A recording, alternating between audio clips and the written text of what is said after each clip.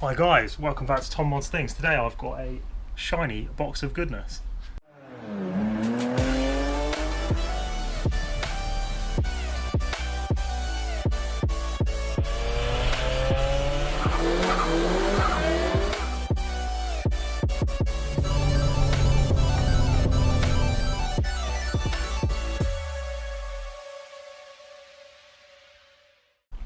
Right, so those of you that follow my Instagram channels will have kind of had a little bit of a teaser as to exactly what's going on in this box, but effectively we have ordered a new manifold to replace the crusty one in the engine bay that has been letting the side down, put it that way. Didn't really know fitment wise what kind of I needed, because it turns out that the XS model, which is what this is particularly rare, so not many people have done stuff to them, which means that obviously there's not a lot of information out there about what the actual engine configuration is, what exhaust pipes will and won't fit, and so there was tons of information that was some said it would, some said it wouldn't, but nothing definitively said yes, this definitely will fit. So it's going to be a bit of a test today, and it could well go horribly wrong. So we'll do a quick, standard unboxing video. Right, and here is a cardboard box which tends to have things in it. So amazingly, you do the whole like, whoa, look at this, oh, can't believe, oh my god, look at that, oh my god, lots of like crazy animations and stuff. But yeah, it's a big box with lots of empty space and a nice shiny boy in the middle. Also comes with a gasket, which is helpful because the ones on there were leaking like buggery. So we're just going to whip this out, put it on top of the car, and I'll show you what we've got. Right, this is what we're working with. Look at this bad boy here. So 4 into 2 into 1 manifold. Looks pretty good. It's just one of the cheap eBay ones, so who knows how long it'll last, but I mean overall it looks pretty good, to be honest. Sort of nice flanged fixing type thing down one end, and then all up here as well. So we're going to quickly go and see whether or not it fits, because it will be I think an issue with this section down here if it's going to have a problem. So we'll chuck it on and see what happens. This horrible crusty manifold for the lovely shiny boy that we showed a minute ago. So there is a bolt underneath. I've taken these out already, so as you can see these have all come out. We had a couple of the stubs back out, but we've put those back in, and then underneath, don't know if we can kind of see, but just up in there, there is one bolt that is holding this part of the downpipe in place. So we are going to wiggle our way down there and undo that bolt, and then hopefully this whole thing then comes straight off.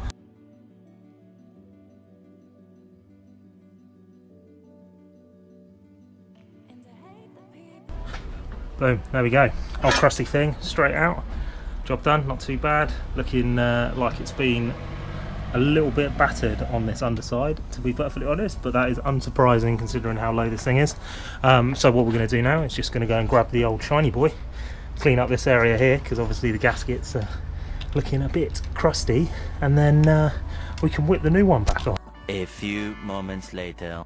Of course, that was going well too smoothly. Right, so here we go. This is what we're up against. So, manifold in place. We've got the gasket in, but I have opened up the holes ever so slightly on that. But effectively what we've got is it clears everything, which it was supposed to, like the oil filter being down here. This is why it kicks down to the right hand side.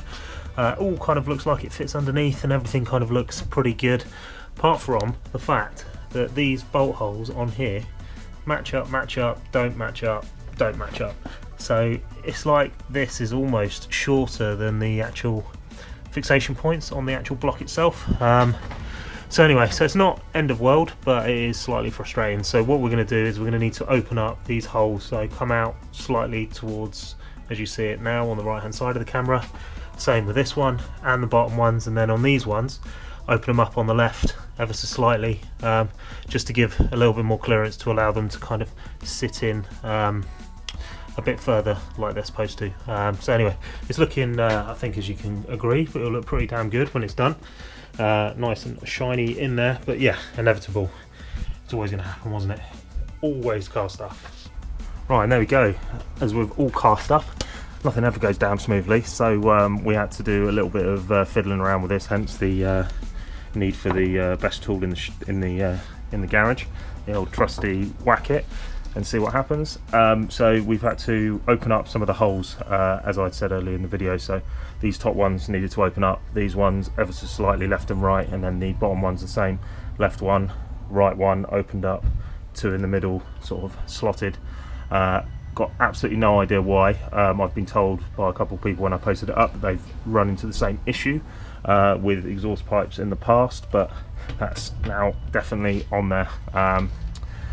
Decided not to reuse the studs, but just not use the nuts themselves. I've had to shave down, if we can see in here, there's the stud here and also the stud on the opposing side, because where the tubes on the old one sort of come out and then down, because these ones do kind of a straight shot down through the middle to kind of be able to get your sort of equal length tubing and stuff. What it means is that stud, the OEM one, was too long. So anyway, we chucked it on. We needed a new gasket anyway. The ones that come with it are never great, but much better than the ones that were leaking on it before.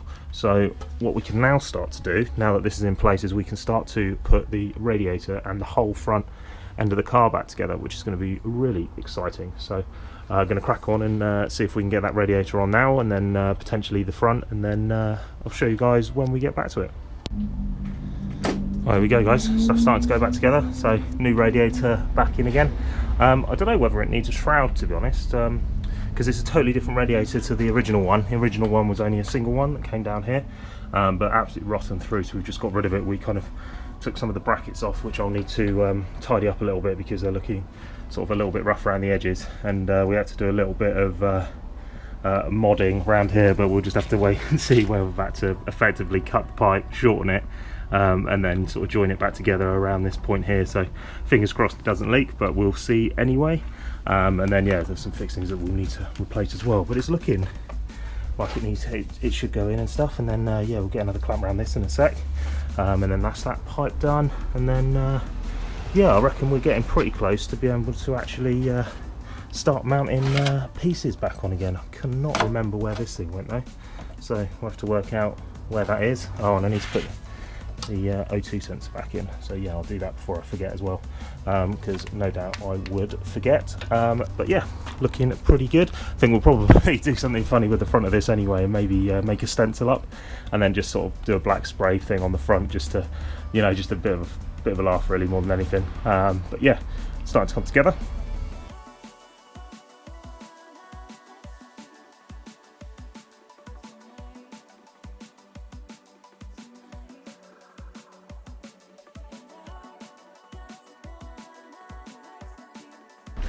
Right, front bash bar back in place after we'd tidied it all up, looking much better than what it was looking like prior to us doing any work on it. Noticed we'll definitely need to get a fan bracket of some sort to go on the front of this. I think I might have the old one, but it's a single fan, so it'll only cover half of it. So I think what we need to do is find a VTR shroud or a GTI shroud, so that it goes over double of this, and then we can have two fans in the front. Or I'll just rig up two fans on some universal brackets that I'll mount in on sort of these little Tapex style fixing type things, and then we'll make like a little bracket to hold this up as well, because I think that mounts back to the shroud, but I'm not 100% sure, to be honest. And I've thrown away the old manky one, so anyway, it'll just live there for now. If not, I suppose we could drill a hole and mount it there. That'd probably work, maybe. Yeah, probably. Anyway, we've got options basically. So what we're going to do now quickly is we will just tidy some space in here at the moment, we're going to whip the front bumper back on, because then it will clear up some space over here where I'll be able to then put worktops which are sitting here, and we'll be able to build this the shelving unit up properly as well, so we'll be able to kind of keep on top of some of the craziness that's coming around. If anyone needs a Cayman rear bumper as well, by the way, sort of, yeah, whatever, if you want to come and collect this, then absolutely fine. It's got a couple of holes in the side where I used it to begin with my over fenders on the back, where you can see on the back there's a couple of holes on the rear bumper, but that's sort of a fairly easy fix. That can just sort of, these can be filled in, But yeah, if anyone wants it, great, let me know in the comments, and then we can work out arrangements to get it shipped out to you. But yeah, so that's all of that. Right, then Bosch, got front bumper back on again. Obviously we tidied this up on the last episode. Got a few areas where I just need to sand back a little bit of a lip that's been created, but that will get covered anyway. But looking pretty damn good, to be honest. Yeah, so as you can see, people that have just joined in, got this custom bonnet. This is kind of, I think, going to be the next port of call really, to because I think we're going to work from the front back. So going to get this all sanded back, get all the sort of wavy lines, as you can see. Actually, there, that picks it up. Look at that jaunty angle on that thing. So anyway, we're going to we're going to tidy up the cuts on these inlets, because we can not have that, because that will do my head in if we keep that in there. It'll just look pretty rubbish, to be honest. So yeah, we'll get the Dremel out and we'll reshape these vents, and then we can also then cut some mesh to go underneath to cover up kind of being able to look in, even though kind of we do get to look into the goodness that we've put in here now. But yeah, I think it'd be better if we cover it. But yeah, that's coming together pretty well now, to be honest. There we go, guys. What an episode. Got tons done on over the past couple of days. So as you've seen, got the front bumper sorted, got all the radiator back in, front cross member. We've gone through, we've sorted more of the rear wing. We've got our new downpipe fitted, which is going to be awesome when we get to start that up and hear exactly what that sounds like. Still looking for a midsection and rear section. On the rear, we're going to be doing something pretty mad, I think, anyway. So at the moment, which is the next bit I'm going to get onto actually, exterior wise, we see this rear bumper, and obviously it's particularly low to the ground because it's absolutely slammed.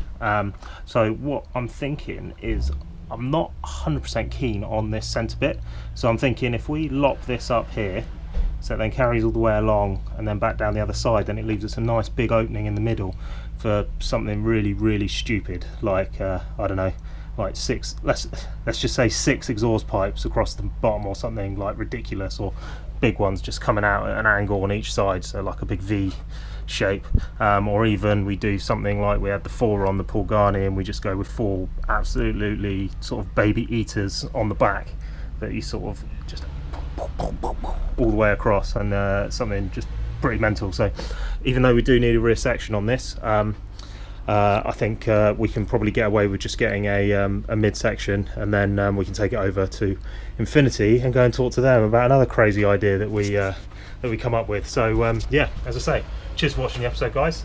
Stay tuned for more of this craziness, and as we're now starting to plod through it, and we're now got the engine bay back together again, it's now full steam ahead on all of the exterior stuff. So anyway, don't forget to subscribe, and I'll catch you guys on the next one.